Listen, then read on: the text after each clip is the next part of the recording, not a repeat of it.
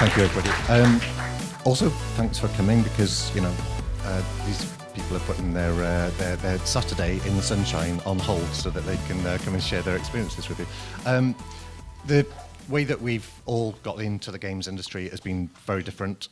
This is lovely for me because I don't need to talk about myself, but these wonderful people are going to share their experiences.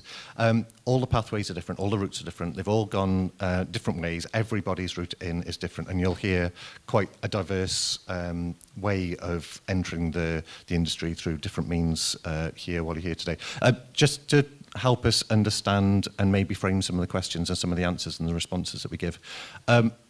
Is anybody here, we'll have a show of hands, who is a student who is studying and doesn't really know quite what they want to do in the future, but has choices to make later on? Excellent, thank you very much. Who among us is a graduate, has finished their course and is still looking at what they want to do and is actively looking for jobs? Excellent, thank you very much. And anybody who has been through the education system, come out the other end and gone into industry, and has a job, they could be working in retail, they could be working in finance, they could be working, name a job, and fancies a change and is moving into the games industry. Excellent, brilliant, thank you. A couple of you there. So we'll try and frame some of the responses with that in mind because certainly some of the panelists have got that experience. We'll come back to that in a minute. Let's move on with our first question. So first question is, who are you? So we'll do a brief introduction, a little bit about ourselves, and then we'll go into some more formal questions. Cool. Hi, everybody. Thanks for coming. I'm Vicky. I'm a lead community manager at Secret Mode. I was previously a community ambassador at Raw Fury. Prior to that, I worked in retail. Had a very wobbly journey in. It's taken me a long time to get here. I've been in the industry less than 2 years. So I'm looking forward to telling you all about how I got here. Hiya, I'm Florence. I'm a 3D character artist at Maverick Games. I graduated in 2020, so I've been working for about 4 years. I went straight into the games industry. And I spent the first year as a groom artist doing outsource for AAA, and then I moved into character art. I worked at Dovetail, and now I'm at Maverick Games. Hi, I'm Peter Barnard. I'm art director at Sumo Digital. I've worked in games for a long time, as you can probably tell by my grey hair. 27 years this month, actually. But I've done a range of different art jobs along the way and worked on a whole range of fun games with lots of lovely people and found myself at Sumo 4 years ago. Hi, I'm Fern. I'm a junior level designer. I joined Ubisoft on the graduate scheme. I'm a Women in Games ambassador and a Ubisoft studio ambassador. My route into games was kind of a bit wobbly. I started off wanting to do veterinary, and now I make games as a level designer. So, yeah, quite a journey. Hiya, my name's Chris. I work at Rebellion as a level designer. Similar to Vicky, I come into the industry quite late. I got my first job when I was 30. Had lots of different other jobs on the way. I'm sure we'll chat about it a bit later on as well. Brilliant, thank you. So to start with, why games? We'll start with you, Vicky. Why did you want to work in games? I mean, you could have worked in as a veterinary nurse or a vet. Yeah, I mean, I've worked in loads of different industries before getting into games, but I've always wanted to have just a quirky job. Like, I'm a big kid, basically. I just didn't want to grow up. I just wanted something a bit different. I wanted to stick it to the man. I didn't want a big, boring adult job. So yeah, games was just always really interesting to me. As a lifelong gamer, it's always just been something that I've looked to be like, oh, could I do that? And then when me and my other half moved here 15 years ago, it was him that wanted to get into games, and I was like, oh, that's actually something I could do. I tried to get in as an admin assistant, and I was turned down. And there's a long journey between there and here. But yeah, I just wanted a fun, quirky job. Instead of being a boring adult. So I've always played games, and when I was in school, I was like super artsy, but I was also really into STEM subjects, so like sciences and technology. And I think I found it really hard when I had to pick some A-levels, and I ended up going down an art and humanities route, and I had to leave all that, like maths and technology behind. But eventually, when I found out you could do art digitally through my art path, doing an art foundation at the local college, Warwickshire College, that I found out there was actual jobs that were like an intersection of art and technology, and I was like, that's 100% for me. Like, and I get to work on games, so it's like perfect. Originally, I trained in a traditional art and design background, so I was doing things like pottery and printmaking and making furniture and jewelry and things like that, which I absolutely loved doing. And I remember selling some work at degree shows and shortly afterwards. But I thought, this is going to get hard to, sustain yourself for a living. And computer graphics were just starting to appear on the tail end of my degree course as something that we could do. I thought maybe, I've always enjoyed playing around with the home computer. I could get into this. So I started to give myself a goal of maybe this is an industry I'll try and work in. And fortunately at that time, I think I was just in W.H. Smith's one day, and there was this magazine that I'd never seen before called Edge. I think it was something like issue 5 with Wipeout on the front. And I was like, this looks amazing. It's all 3D, and it's more like immersive worlds. This sounds like a really exciting time to get into games. So I just set out to get some experience, and a lot of that was things like video production and working in edit suites. I worked for a local magazine in Liverpool to learn about Photoshop and stuff like that. And I thought I'll give myself a goal and train myself to get the skills, and that's how I started. For me, it's probably all around story. Like when I left trying to do veterinary, I kind of moved into animation and visual effects because I've always been a bit of a film nerd, and I did not have the patience to animate and make art. I'm just like, I was getting too impatient. I want it to be done. But with game design and level design, it was like, oh, this is problem solving, and there's like a narrative element. The player's integral to like communicating that story, regardless of whether it's like narratively driven or not. Players will bring their own experiences. They kind of put their own thoughts into what their character is doing. And for me, I was like, oh, the psychology, the narrative, the actual active participation, that kind of combined everything with teamwork and just the culture of game studios. I was like, yeah, this is like my people. But it wasn't it was a happy accident. If like COVID hadn't happened, I wouldn't have bought a PlayStation. I wouldn't have played The Last of Us. I wouldn't have been like, oh, video games are an industry. Video games are really cool. Like I could do that. And I'm from Warwick, so like Silicon Spa is on my doorstep. So I was like, yeah, I could do this. This is like actually possible for someone who is dyslexic and struggles with words and all of this. So yeah. I think before move on, Chris, to Chris, sorry. In terms of that, as an interesting point, you don't need all of the skills that you might need in an admin role or something else that you might be doing to work in the games industry. If you happen to be dyslexic, if you have ADHD, if you have things that you think are barriers to an entry-level job in the games industry, it's not necessarily the case, because a lot of the games companies that you'll find in Leamington but around the world, they're very progressive. They're at the leading edge of being inclusive and incorporating people into the teams, because we absolutely value people's differences and different ways of thinking. So that's definitely worth bearing in mind. Sorry, Chris. Yeah, no, it's cool. Yeah, I completely agree. I think one of the motivations to work in the industry for me was, as you said, to find your people. It's a really great feeling when you can go to work and you start talking about nerdy stuff and someone doesn't just phase out after 2 seconds. I remember when I first started, I'd speak to people and I wouldn't expect them to start to listen as long. I'd be like, oh, I have to keep talking now. Like, normally anyone I speak to about nerdy stuff, they've already sort of stopped paying attention. But yeah, growing up, I absolutely loved games. I was a big Zelda fan. It's probably why I ended up becoming a level designer, because of the dungeons in the games. Any memory I have that's like a happy memory is mainly connected to a game I was playing, either with a friend or alone at the time. It was a bit of a longer journey for me to get into the industry, because when I left sixth form to go to university originally, my careers officer pretty much talked me out of it. Said I just wanted to play games and be lazy. They didn't really understand. For context, I'm from Suffolk. It's very much a rural area. Normally you just get a trade and that's it. down there. But it was always on my mind. It was always in the back of my mind. I really, really wanted to just do something that I loved. And then I finally made it, and I've just been so happy ever since. Brilliant. Worth bearing in mind that people do actually enjoy going to work when they're working in the games industry. Yeah. It's, you can earn more money in a bank, but you might not enjoy your day, and you want to go home and play games afterwards. In terms of for anybody in the audience who is looking for their first role or looking to move into the games industry, is there anything that you did? Fern, you've touched on it a little bit, and Vicky, in terms of it wasn't exactly a straight road.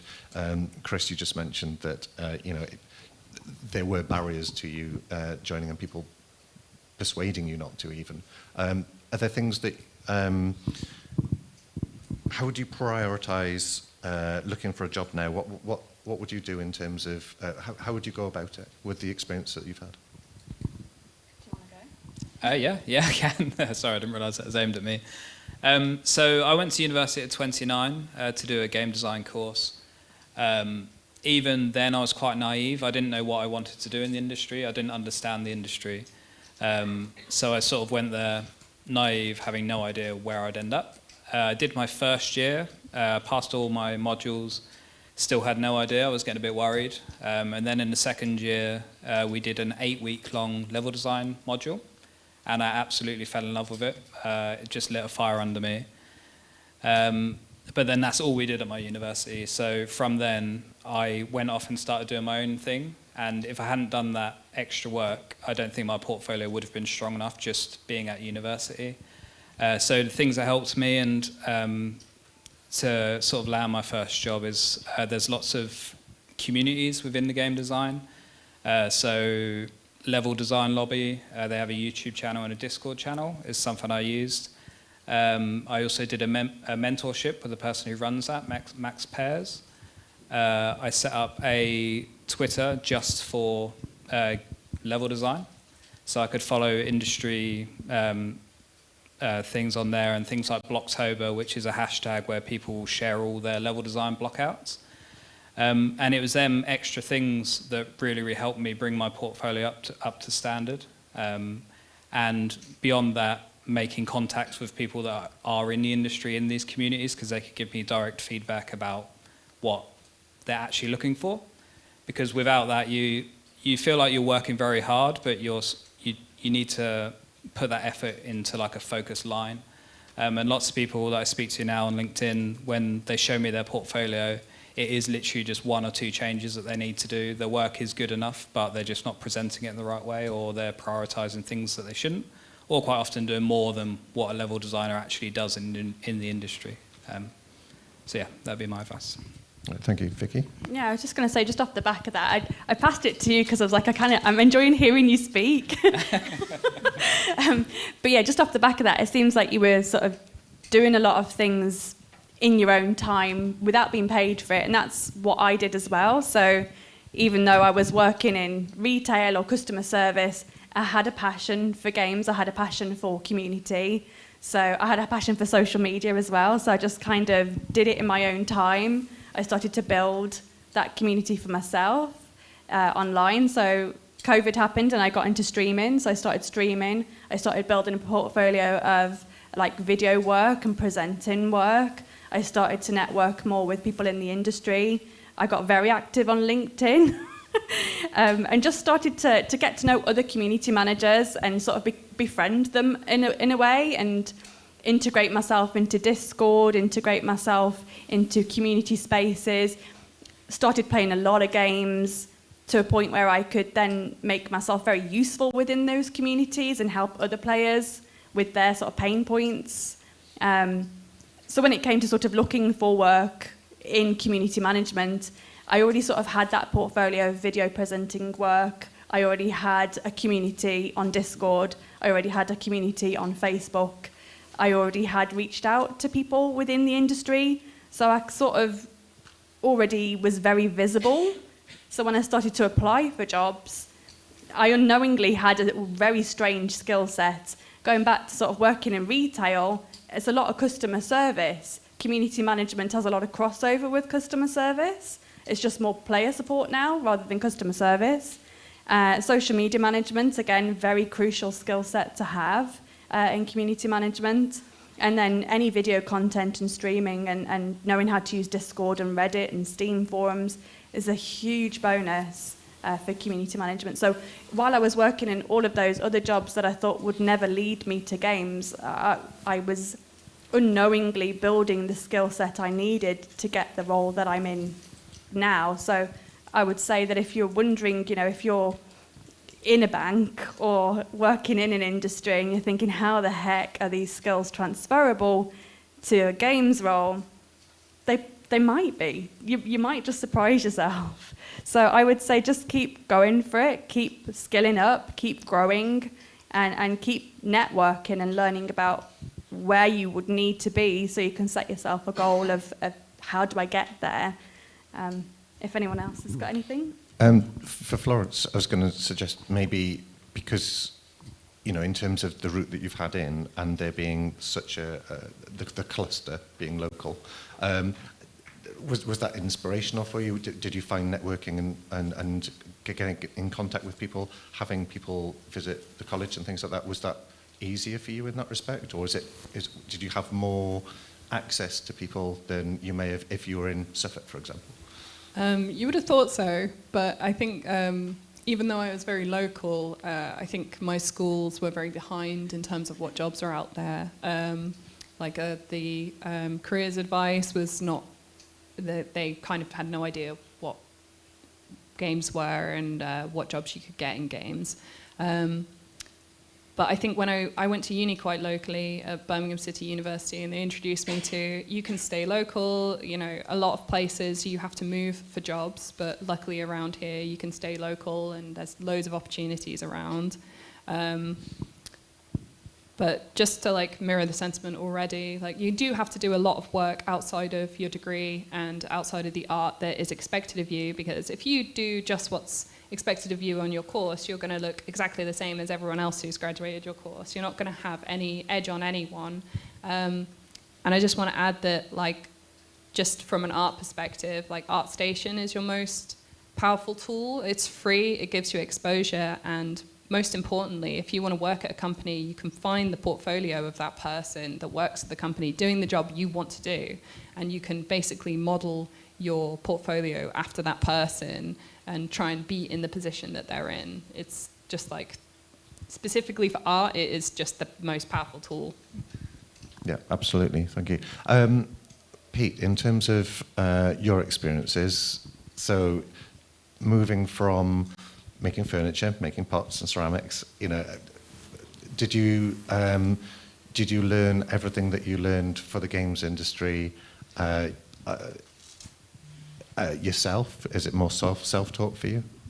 Yeah, absolutely. I think what I started to do was, because if you could imagine a world without the internet, it was similar, but just different. And so I had to do a lot of, but it's the same thing, like Flo was saying, you're researching around the companies, and so a lot of that would be in a games magazine. You'd understand there's a studio here in Sheffield, and there's a studio in Derby, and these are the people who made these games.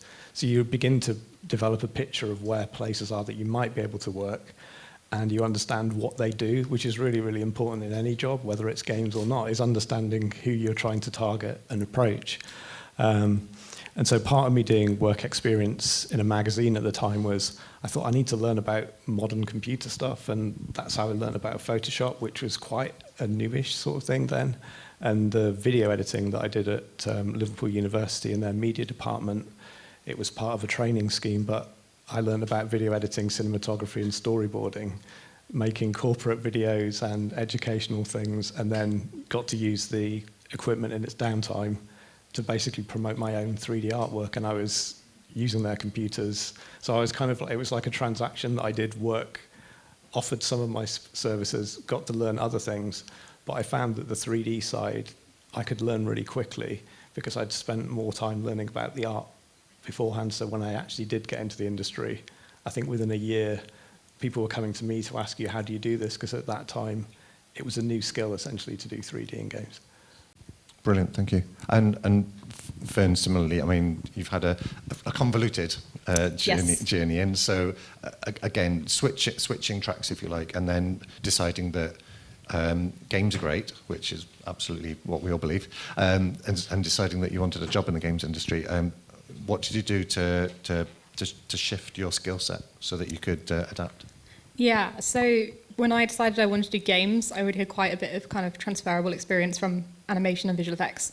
There's a lot in level design that we kind of steal from older mediums. So like theatre, film, composition, photography, all that's really useful. So it's kind of that thing of identifying, you've got this experience, how do you transfer it?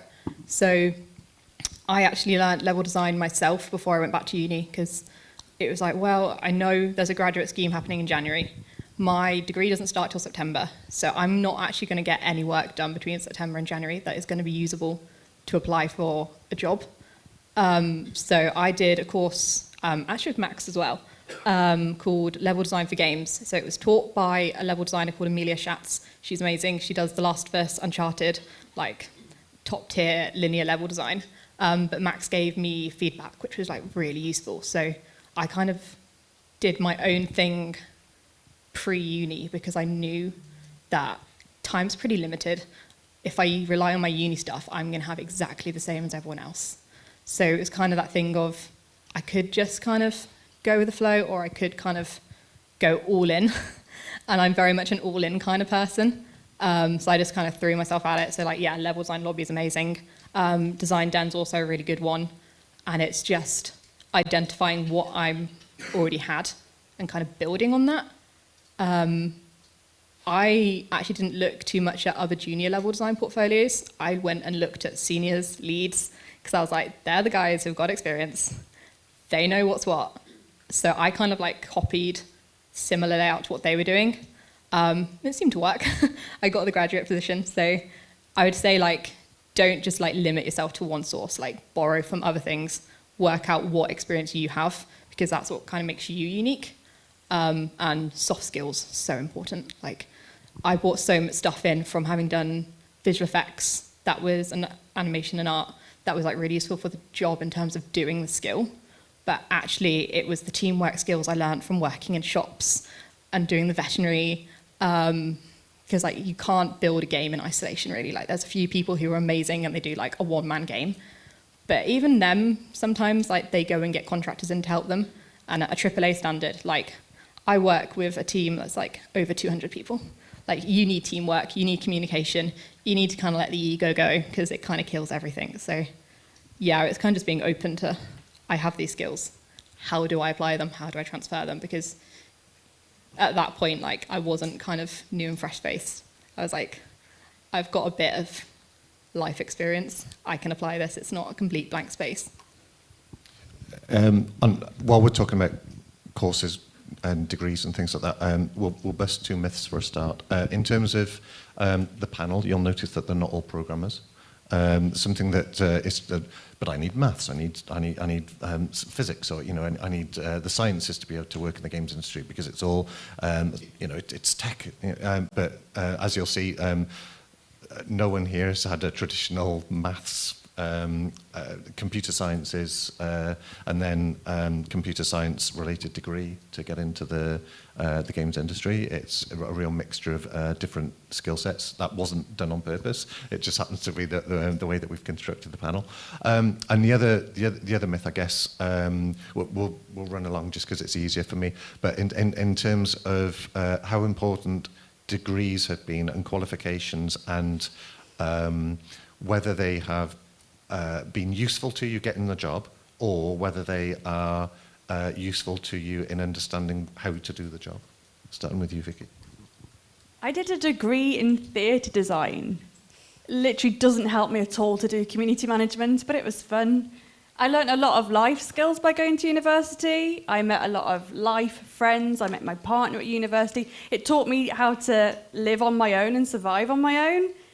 But in terms of like actual job skills, nah.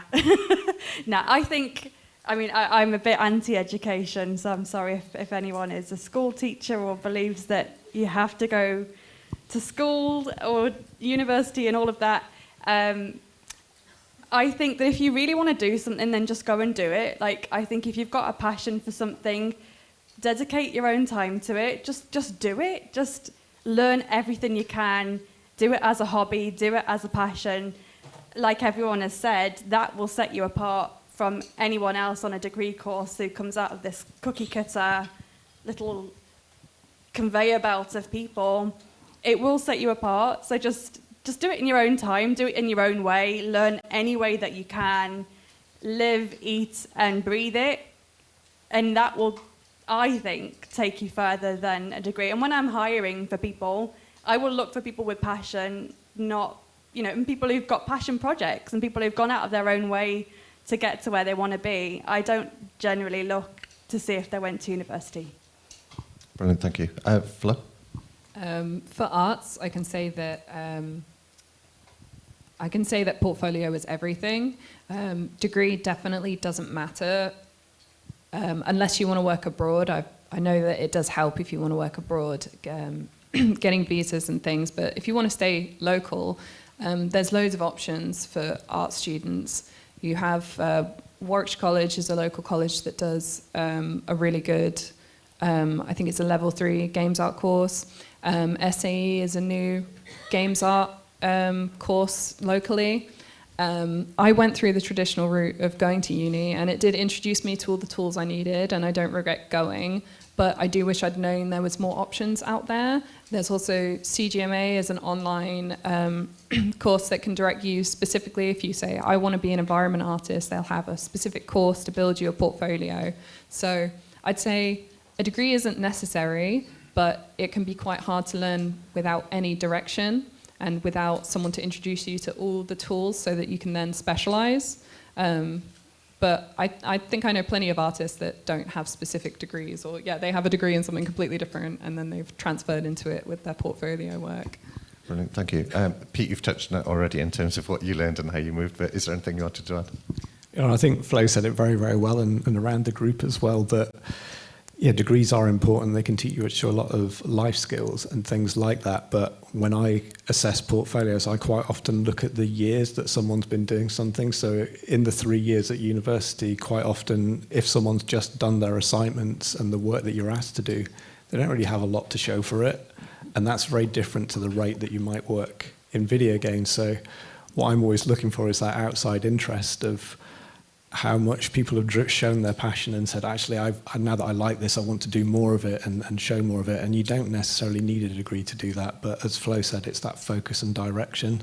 I think one of the most surprising people I ever worked with in terms of talent and self-direction was someone who was an electrician who, through modding games and working on things like Counter-Strike maps and stuff like that, he just proved that he could make amazing levels and do great artwork, and he didn't have to go to university to do that. And I still think that's the case, but it might not be the path for everyone. I think some people might appreciate the structure of the university, but just be mindful that you do need to do more than just what your degree asks you to do. Brilliant, thank you. Fern? Yeah, I'm really split. I have 3 degrees, 2 of which are useless. In terms of games, but actually they got me 2 games, so they're not that useless. The Masters I have in game design, it taught me kind of more teamwork. It didn't really get me the job at Ubisoft because I'd already applied and I had a portfolio pre that, but it gave me experience that I wouldn't have got without it. I joined a little indie team, we went to WASD, we showcased a game, and I was like, I wouldn't have done that if I hadn't gone and done a Masters. I learned coding, which was terrifying to me. It's really bad, but I can get a prototype working. It's LD coding, I always say. Like, a programmer would look at it and they'd be horrified, and they'd be like, burn it at the stakes, which is kind of the point. They don't want it in the game, so it's kind of, it works. But yeah, I'm someone who needs structure. Like, I don't do well without structure. So for me, the degree path was the right path to do. I don't regret doing it. I kind of wish maybe I'd known about gaming sooner. I probably wouldn't have wasted one of the degrees. But it got me where I wanted to go, and it got me there slightly quicker than if I'd been kind of floundering without that structure. But yeah, it's not for everyone. I'm well aware of that. But for me, it worked. So it's just finding where you want to go and seeing if it fits. I mean, I dropped out of the degree, so that's always an option. So you don't have to fully go through with it, but... All the parents are now absolutely horrified. I know. They're all looking at me like, you could have gone veterinary, now you make Don't say video that, don't games. say that. Don't tell my child that. My nieces look at me in awe. They're like, Chris, have you Hilarious. got anything that you wanted to add, again, in terms of your route in, especially? Yeah, I sort of mentioned it earlier. When I went to university, I didn't know what working in the games industry actually translated to. So I credit my degree to giving me the opportunity to try so many different things. So it was a game design course. We did like a visual blueprinting module, like 3D art module. We did so many things, and it exposed me to so many different routes in the industry that it really, really helped me. Similar to what everybody else has said, if I didn't do the extra work, everything I did at university wouldn't have been enough to get my job. I do know that. But it was really valuable to me because, as I said before, I was quite naive and I didn't really understand where I would have landed. So I don't think I'd have been able to figure out how to get into the industry without it. Another thing that it really helped with was developing them soft skills. So I had like 10 years of professional work experience under my belt. So like my communication skills, stuff like that, I felt were quite good. As soon as I went to university and I realized communicating with people who are really precious over their ideas, it's a completely different ballgame. So that's something, it gave me the opportunity to get exposed to that and think how I can communicate with people differently, and also learn myself not to be so precious over my ideas and take on feedback and stuff like that. So yeah, at my university we did a lot of group projects and stuff, so we got to practice working with different departments, things like that. But again, if you're aware of it, they're outside of university. There are things like game jams where you can get that experience. So yeah, similar. I wouldn't have been able to get to where I am without university personally, but there are other ways to go in. You don't absolutely have to do a university course in my eyes. Brilliant, thank you. We are out of time in terms of the questions, but before we go to any Q&A questions from yourselves, which we absolutely welcome, any subject, really get some curveballs out there. In terms of just like a last thing, if you were going to give some advice to your younger self, as succinctly as you can, what would you say? Succinctly, I would say just keep going. Every knockback will try and deter you from where you want to be, but just keep getting up and keep pushing forward. And ultimately surround yourself with people who are moving in the direction that you want to go, and don't let anyone hold you back. Brilliant. Excellent. Thank you, Florence. Oh, that one's really good. Write that one down. Yeah. I'd say actually follow. You know what you want to do deep down, and you have to actually trust yourself. I messed around a bit not knowing that I wanted to do character art, but when I really asked myself what is it about games that I love, I knew the answer, and that gave me focus and drive to actually do what I wanted to do. Brilliant, thank you. Very good. Yeah, definitely the things that are going to make you happy. It's super, super important. I think for myself, just to not copy what everyone else has said, is when it comes to things like personal and side projects, is be realistic with the scope and do things that are manageable and try and finish things, because quite often you might find yourself in a situation where someone's asking you something, you go, oh yeah, I kind of started that, but I didn't finish it. And it's great to know that if you take something on, you can finish it, because then you're going to feel inspired to do more and more, and that's where you really start to learn and develop. Brilliant, thank you. Fen? I would probably sort of say trust yourself a little bit more. I had a lot of people, particularly doing when I was doing GCSEs and A-levels, who were like, should you be doing that? It's not great for a dyslexic to do a lot of writing. And there were times where I was like, oh yeah, no, you're right, I shouldn't be doing this. Or they'd be like, oh, you've got a bit of a processing problem, you shouldn't be, you're going to struggle. And now I'm a bit more confident. I'll go well, if my spelling's a bit crap, you know what I mean, it's fine, I've got spell check, there's Grammarly, it's fine. But at 16, 18, when someone said that, so knocked my confidence, and I was like, oh God, I can't do this. What am I thinking? So I'd be like, no, trust yourself, trust your gut. You can do this. Just run with it and see what happens. Brilliant, excellent. Chris? I think specifically to get into the industry, the advice to give myself is to figure out what part of the industry that you love the most, and really sort of narrow in on that and focus that on your portfolio. One of the biggest things I see with level design applicants is they try to be as broad as they can, and a lot of their work isn't level design, but they'll tag like level design on there. So I'd say if there's one part of the games industry that you really love and you really want to go for, focus on it, like be brilliant at that part. I can only speak for our studio, but once you are in the industry and you do have an interest in something else, we'd always help you retrain, so never feel like you're stuck. But find something you love, focus on it, and go for it. That's what I'd say. Brilliant, thank you very much. It's your turn. We've got this wonderful little device, which you might need to watch out for it as it flies over your head, or hopefully not into your head. If anybody's got any questions, this is your turn. If you've got the mic and you're asking a question, please hold it up because the microphone is at the top. He says, moving his microphone away from his mouth, to make sure that we can hear you clearly, and then we can answer your questions as well as we can. Does anybody have any questions? Excellent, right at the back. Thanks very much. Hang on, here we go. How's your aim? So, we're going overarm or underarm? I'm quite conscious of the ceiling. Right, this won't get anywhere near you, but if someone could kindly pass it further up, that'd be great. Oh. Told you, it's the ceiling. Thank you very much. I think whoever catches it has to ask the question. Oh. It's like when you throw the bouquet at a wedding. Yeah. You're getting married next. Yeah, well done. Hi there. I was interested to find out from each of you how you decided upon the specific roles that you're in now.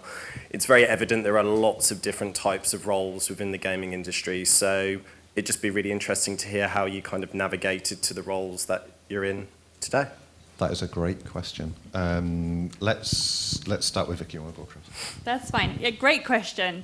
I didn't even really know community management was a thing. I was kind of already doing it. And then when I was looking for roles within games, I kept coming across like social media manager, community content, all of that. And I was looking at the job descriptions and thinking, hey, I already have these skills and that sounds like fun. If I can get paid to do what I'm already doing in my spare time, I'm going to go for that. So yeah, I kind of fell into it, and you'll find that with a lot of community managers.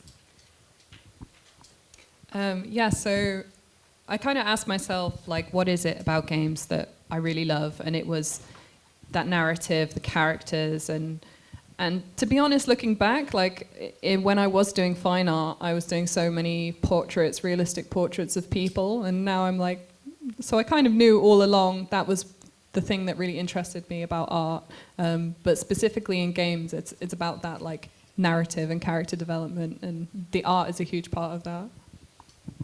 I think for me, just over time, I had to try lots and lots of different things and really loved it. But gradually, people seemed to be then suddenly under my stewardship. Just it seemed to happen by osmosis that I was leading and guiding others. And I realized that I actually loved that part as well. And slowly you sort of say goodbye to being the hands-on artist, but then you get the lovely reward of developing other people's careers and watching them do amazing work. And you go, actually, this is the bit that I really love now, is taking people, straight from university age and watching them become, the next round of talent, which is, the highlight of my job. I kind of fell into it. I was looking at applying to the graduate role for environment art, because I'd just done 3D arts and done a game environment. It wasn't amazing. It was during COVID, and I was like, I didn't really enjoy it, but I didn't really enjoy it because I was in my room doing it on my own. I'll probably enjoy it in a studio.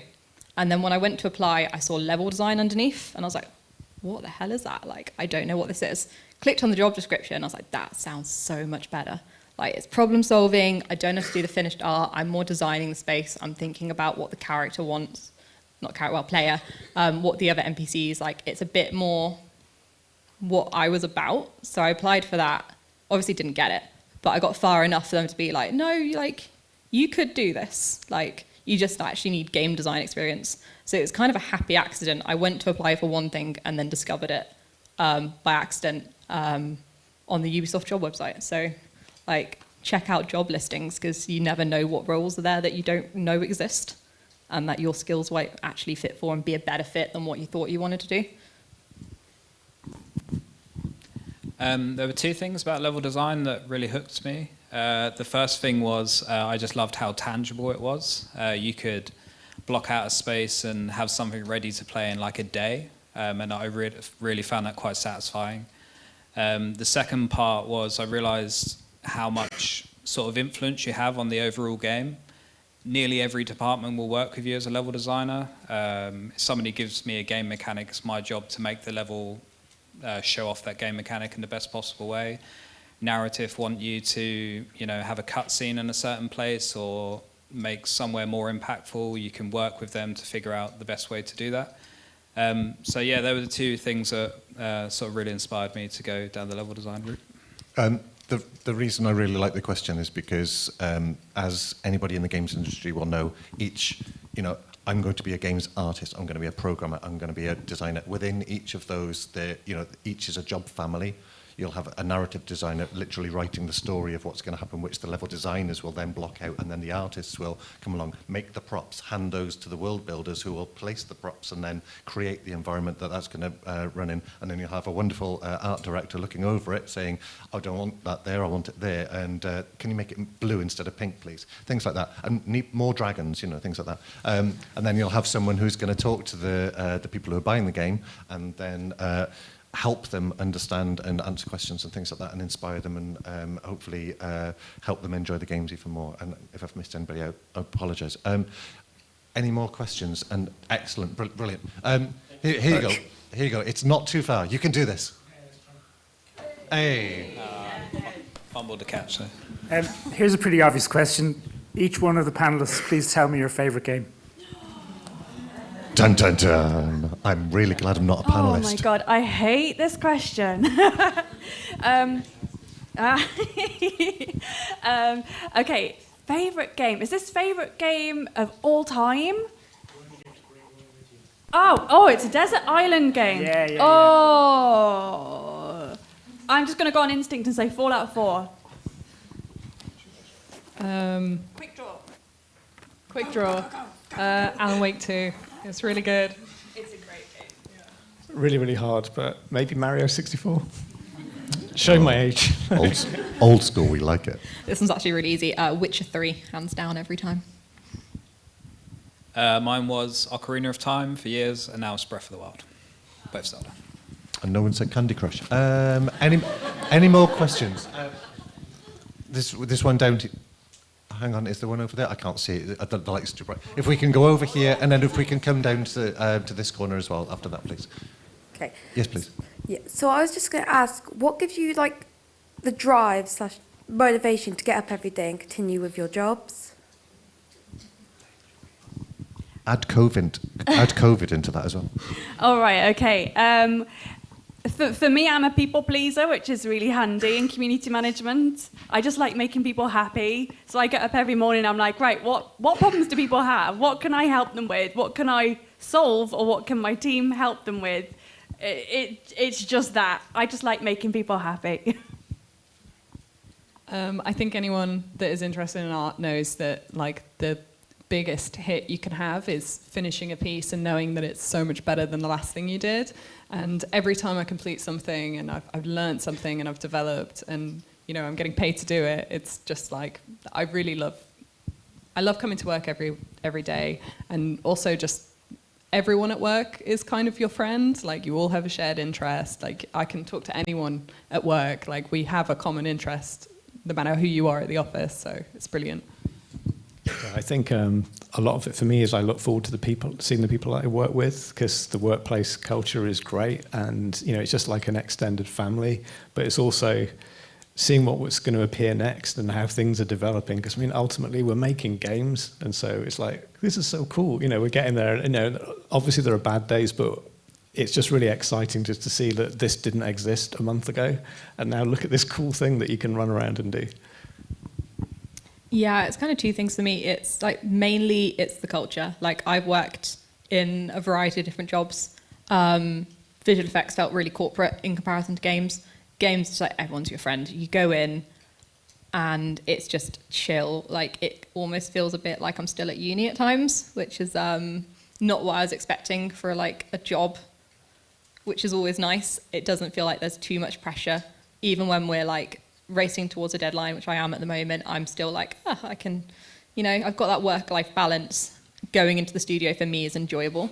And I just really like problem solving, which is why I like being a level designer. So I go in and I know I've got like a bunch of JIRAs with bugs that I've got to work out why my sort of NPCs are doing weird things, or like why my space needs to change because the player's like falling through the earth.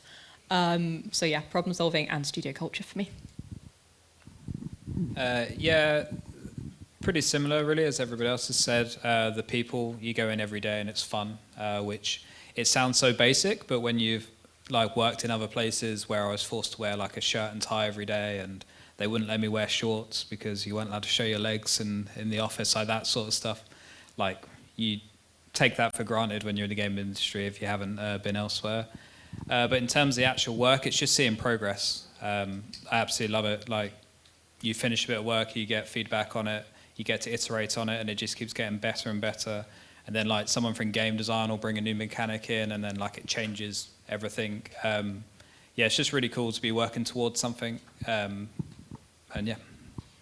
So thank you. In terms of your question, you've unlocked the secret level because I mentioned COVID earlier. What the lockdowns did was prove that we could all work from home, that we didn't have to be in an office. However, what everybody has mentioned there is the importance of talking to people and for me, being present in an office and speaking to people is hugely important, and you can share so much more. You can have much more nuanced conversations, relationships, friendships, building from that. So when you are looking for jobs and you're looking for a games industry job, even though it might sound great that you can sit in your shorts and your t-shirt at home in front of the computer, instead of in front of a camera, and you're at home all the time, it's not always the best place to be. And especially when you're first starting out, the way that you're going to learn is to talk to other people and have a mentor and share ideas. And what we're finding is that those people who are just joining the industry now want to be in the office a lot more than those who have been in for a very long time, because they've got families, they've got other things, they've got a dog that they need to feed at home and walk. So in terms of remote working, hybrid working, where you're doing a bit of both, or being completely office-based, consider that as well. Can I just add to that? Sorry. Yeah, of course. I think, I think it's a really good point. When I first started out, I lived at home, worked from home for 6 months. And then when I moved to Oxford and started coming to the studio, like, my skills increased so fast, just being able to speak to people. But equally, like, I love having the flexibility. So my studio, I live in Oxford. I can go in whenever I want. I can stay at home whenever I want. So say I'm just having a bad day, maybe like my mental health has dipped or something like that. In old jobs, I might have lied and said, yeah, I've got an upset stomach, I'm not coming in today. Now I can just be like, I'm just going to work from home. And it's just really, really nice to have that sort of control and freedom. Yep. Really good question. Right, you need to throw it all the way down here. So just bear in mind that I was useless and hit the ceiling, so see how you get on.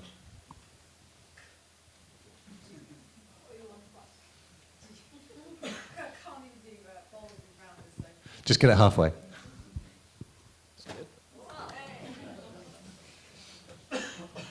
Good throw, brilliant, thank you. Good interception. What's it like seeing the impact that you make on the games? It's the best feeling ever. It really is. Like, especially for me from community, like, I have to listen to players. If they've got a problem with the game, if they're like, it needs more dragons, there's a very big lack of dragons in this game. If that's a huge pain point for, say, 100 people, and they're like, I'm not going to play this game anymore because of the lack of dragons, it's my job to then go to the devs and say, hey, we need more dragons. The people are going to stop playing if you don't add more dragons. And then when they finally get the dragons and they're happy and they shout about it and they give you a good review and they say, hey, this person listened to us, these game devs are awesome, we did that. That's really cool. Seeing something you've made, make it into a game. Like, I've worked on a few AAAs, and when you actually see your character art like moving and talking it's the best feeling in the world. Like, and at the moment, I'm making characters for Maverick, and you know, I kind of get that feeling of like, that's my baby. It's like a real person. it's just so, it's amazing.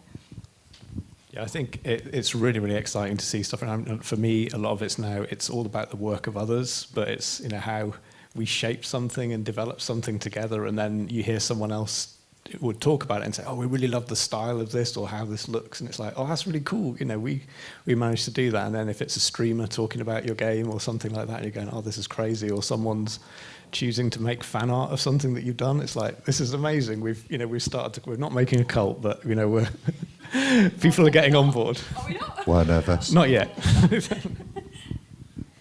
Yeah, I love it. It's like really rewarding. We're working on a new IP at the moment, so we get a completely blank canvas. And as a junior, I wasn't expecting to just be given a spot and go, like make it your own. So for me, I was like, this is insane. It's also slightly bittersweet because as a level designer, it's kind of like Lego. And then an artist comes in and just replaces it with really pretty art. And I love my blockouts. I'm really attached to my blockouts, but I accept, you know, you have to kill them off eventually. So I love it, but it's bittersweet. But it's also just really rewarding that I get to be the person that takes all this amazing work other people are doing. So like AI, sound, and just like get it in and as a playable, functional space that at some point a player is going to be able to go around and be like, oh, this is so cool. And like, it's rewarding because I get to talk to the directors a lot more than I was expecting to. Like, I wasn't really expecting that, but I'll just get them pop up on Teams and message me to be like, oh, do you know about this thing? Or can you do that? And it's like, like they actually appreciate what I'm doing enough to kind of drop me a message and know that I'm the person who has that knowledge. So even though like my stuff often just gets killed off and no one ever sees my blockouts, which is why we do Blocktober on Twitter occasionally, it's just like nice knowing that the bones, like the blueprints of that space is mine. And I will know at some point a player is going to like appreciate that I've done this composition, that if you come at the exact time, it lines up perfectly and you get a view, and it's like really cool. So it's like little things like that. Yeah, it's pretty wild. Like when you start to get player feedback and they're enjoying it, because level design is an iterative process. What you start out with quite often won't look anything like when you're done. So you spend a lot of time getting feedback and you need to change things and you're just trying to tweak things to make it work. So when you finally get it to a place where people are really enjoying it, it's really, really rewarding. Also, I love it when you're working closely with other level designers and they have like an idea and it's just awesome and then everyone's really excited about it and you put it in the game and then you start to think, oh, we can recreate this in different places. That's also a really cool thing that happens every now and then. Brilliant, thank you. We are going to have to wrap it up. I'm really glad someone didn't say how excited did you get when you first saw your name in the credits, because that moment is quite special to anybody in the games industry, and it's one of the most shared things on release day. We are going to have to wrap it up. Thank you very much for coming and joining us. Thank you very much for those who asked questions, and apologies to anybody who didn't get to ask a question. In terms of the job families and those things, there's a whole room upstairs full of people who will tell you, even if you can pin one of these wonderful people down, they will tell you about some of the job roles and some of the job families if you've got specific questions. Otherwise, you can find the answers online or find me on LinkedIn, ask me and I'll point you in the right direction. Thank you very much. And if you can just join me in thanking the wonderful panelists and for their time today.